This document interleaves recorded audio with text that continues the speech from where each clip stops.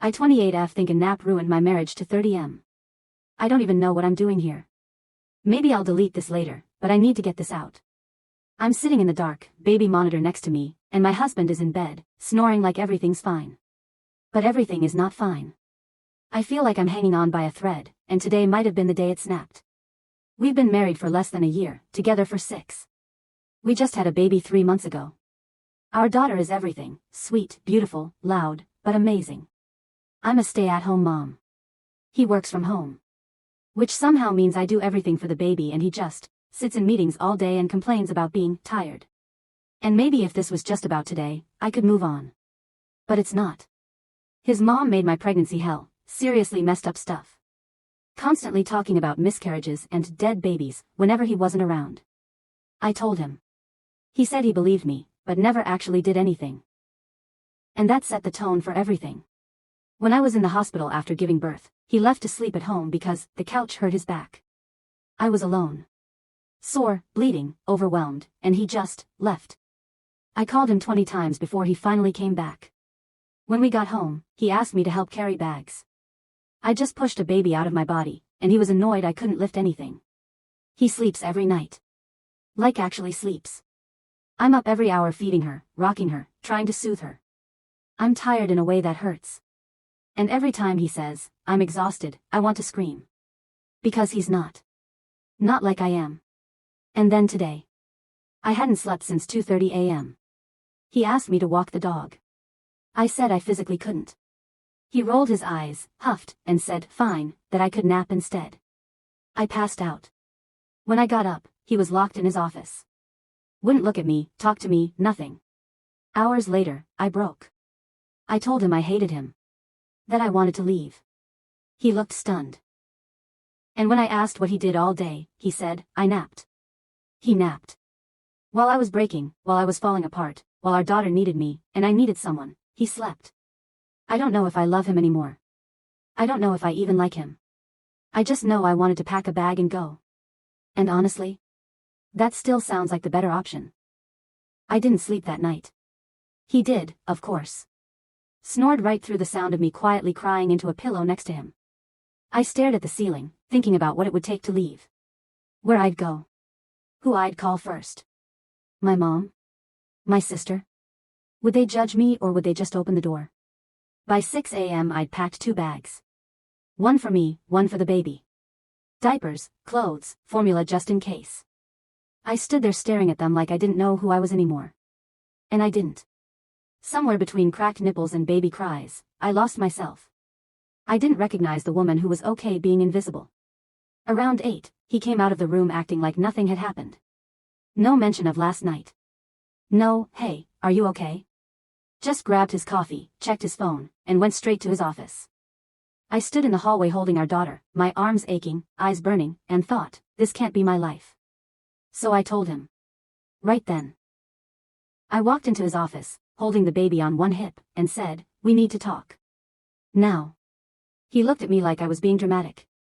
But I wasn't angry anymore. I was done. I told him I couldn't do this. That I was drowning and he was sitting on the shore watching me go under. I told him about everything. His mom, the hospital, the basement, the sleepless nights, the messes, the loneliness. Every bit of resentment I had just came spilling out. He tried to interrupt, tried to explain, but I shut it down. I've got 2 bags packed by the door, I said. I will leave. I will take her and go. I'm not threatening you. I'm just done begging to be seen. He froze.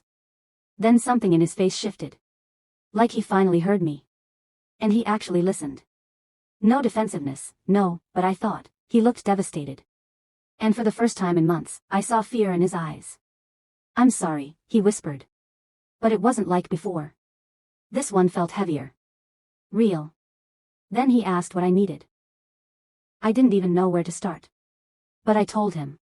And for once, he didn't flinch. I didn't expect him to actually say, what do you need me to do? Like, genuinely. Not in that passive-aggressive, ugh fine, what do you want now, kind of way. He just sat there on the edge of his office chair, elbows on his knees, looking like a man who finally realized he might lose everything. So I told him. I didn't sugarcoat it. I said, first, your mom is out. Completely. No more visits. No calls. No pictures. Nothing. He started to protest, and I shut him down. She traumatized me when I was the most vulnerable I've ever been. And you let her. I'm not forgiving that today. Maybe not ever. But you can at least fix it moving forward. He nodded. Quietly. Which honestly shocked me. Second, I said, after you're done with work, I'm off the clock. I'm not your babysitter, maid, chef, dog walker. I'm your wife. And I'm our daughter's mother. But I need rest too. I need air. I need to feel like a human being again. Again, no arguing. Just, okay. What do you want that to look like? We made a plan. A real one. He'd walk the dog from now on. He'd handle the evenings. I'd pump for the weekend, and he'd handle all feedings while I slept. He's capable, I know he is. He just never had to be until now. I asked for one date day every weekend. Just us. So I could feel like something other than a milk machine. He agreed. Even started looking up couples therapists right in front of me. I didn't even bring it up, he did. Said, we need help. I want help. That's when I felt something shift inside me. Not love. Not yet. But maybe hope. After we talked, he cleaned the whole damn kitchen. Loaded the dishwasher, wiped the counters, took out the trash without being asked. I took a long bath. The first one since before I gave birth. Just sat there until my skin got pruny, crying from relief instead of exhaustion. And for the first time in a long time, I thought, maybe I can do this. Maybe we can. My bags are still by the door. Not as a threat. But as a reminder. I can leave whenever I need to. I am not trapped. I am allowed to choose myself. But for now, I'm choosing to stay. Just one more day at a time. I don't think I understood just how broken I was until I slept through the night. That weekend, he held up his end of the deal. No hesitation, no whining, no backhanded comments. He walked the dog, did every feeding, every diaper, every burp. I watched him fumble a little with the bottle warmer and actually chuckle when she spit up on his shirt. He didn't call for me once. I laid in bed, door shut, white noise on, and for the first time in 3 months, I slept. And I mean slept. The kind of sleep that feels like resurrection. When I woke up around 11, I didn't jump out of bed in a panic. I just listened. And you know what I heard? Him humming some awful nursery rhyme and our daughter cooing. Not crying. Not screaming. Just happy. That's when I cried. Again. But not from exhaustion. I cried because I felt like me again for a second. I showered, washed my hair for the first time in a week. Shaved my legs. Moisturized. Wore real clothes. I walked into the kitchen to find him with the baby strapped to his chest, unloading the dishwasher. You slept, he said, grinning like a proud idiot. You look different. I feel different, I said. And I meant it.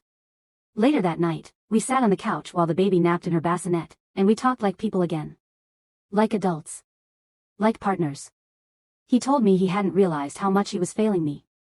That watching me get to that breaking point scared the shit out of him. He said, I don't want to be like my dad. I want to be like yours. I'd never seen him cry before. Not like that. Not with his face crumpled and his voice breaking. It shattered something in me, maybe the resentment started cracking a bit. I didn't hug him. Not yet.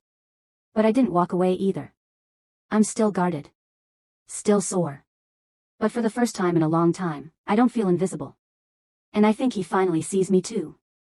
A few days after the weekend, I called my doctor. I didn't plan on it. I'd been brushing it off for weeks, months really. Telling myself I was just tired, just hormonal, just not adjusting fast enough. But something about that weekend cracked me wide open. In the best way. For once, I had a tiny pocket of peace to hear myself think.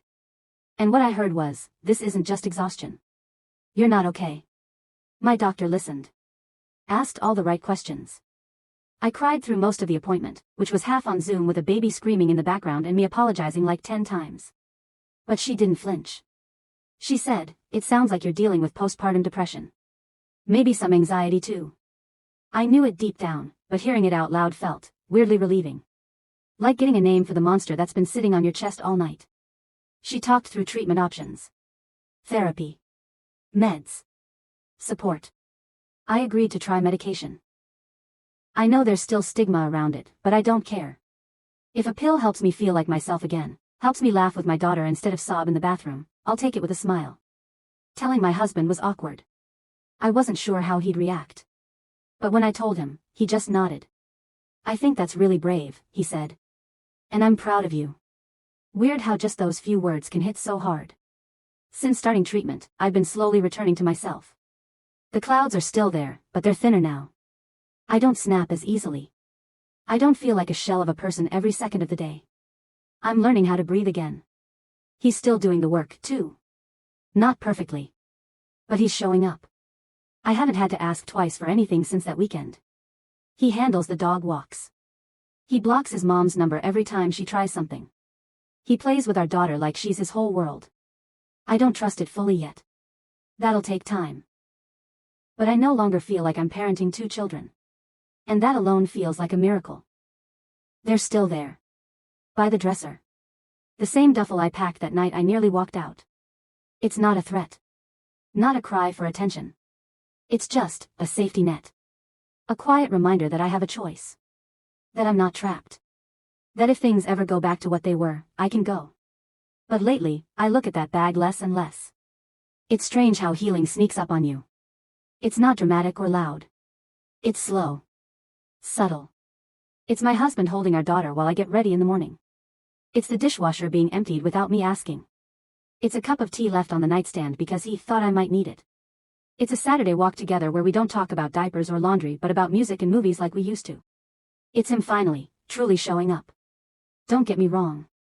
I still have days where I break. Days where the weight of it all comes crashing back, and I feel like I'm drowning again. But now, when that happens, he doesn't vanish. He doesn't sigh or retreat into his office and close the door. He wraps his arms around me and just stays. He knows now. He sees it. We started couples therapy. The first session was weird as hell. I didn't want to make eye contact with him half the time. But something about having someone else in the room, someone guiding the conversation, it helped. We've gone every week since. And I go to individual therapy, too. That space is mine. No baby, no husband, just me figuring out how I got here and how to not lose myself again. The weirdest part? I don't resent him the way I did. Not anymore. It's like the anger burned out and left room for something softer. Not blind forgiveness, but maybe, understanding. He told me the other day, I didn't realize how asleep I was in our life until you screamed me awake. And maybe that's what this was. A giant, soul-breaking scream. A nap didn't ruin our marriage. It exposed everything that already was. And maybe, just maybe, that was the beginning of something better. Sometimes I think back to that night. The one where I stood in the kitchen at 2 a.m., my baby asleep, my body aching, my marriage hanging on by a thread. I remember staring at the man I once adored and feeling nothing but rage and betrayal. I had never hated anyone more than I hated him in that moment. I thought a nap broke us. But it didn't. It exposed us. It exposed the fault lines we had plastered over with sweet nothings and "we're fine." It showed us where we were bleeding, where we were blind, and where we were broken. It gave me a choice. That night, I chose to scream. And in the days that followed, I chose to stay, but only if it meant real change. Now, I wake up and don't feel like I'm running on fumes and duct tape. I see my daughter smile and feel joy without guilt. I look at my husband and see someone who failed me deeply, but who's also fighting to be better. And I see me, not just someone's wife, not just someone's mom, but a woman who came back from the brink and said, enough. The truth is, we're not perfect now. We still bicker about dumb things like laundry or who forgot to thaw the chicken. I still get overwhelmed. He still forgets to read the mental checklist I never actually gave him. But the difference? He tries. I try. And we talk now. We protect my peace together. His mom? Still blocked. Still banned. No drama. Just boundaries. Our daughter is thriving. She's got this laugh that could crack through concrete. And the way she looks at her dad now, it reminds me that people can change. That maybe what matters isn't who someone was at their worst, but who they choose to become afterward. The bags by the door? I unpacked them last week. Quietly. No announcement. I just folded the clothes, put them back in the dresser, zipped up the bag, and slid it under the bed. Not because everything's perfect, but because I don't feel like I need to run anymore. If there's one thing I'd tell any woman in the stormy trenches of new motherhood, it's this. You're not crazy. You're not weak. And you're definitely not alone. It's okay to ask for more. It's okay to scream if no one's listening. It's okay to say, this is not enough. Because sometimes that's what saves everything. And if it doesn't, then at least it saves you.